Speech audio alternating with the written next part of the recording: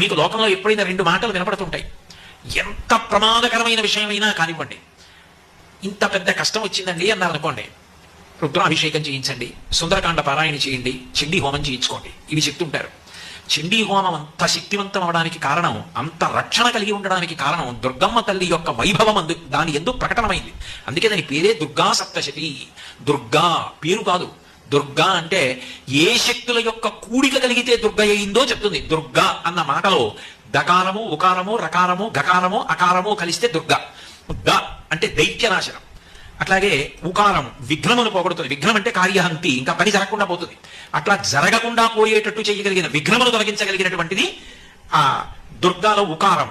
రకారము రోగనాశనం, గకారము పాపనాశనం, అకారము శత్రునాశనం. శత్రునాశనం అంటే నేను ఎవరి మీదో శత్రుత్వం పెట్టుకుని వాళ్ళు నశించిపోవాలని కోరకూడదు.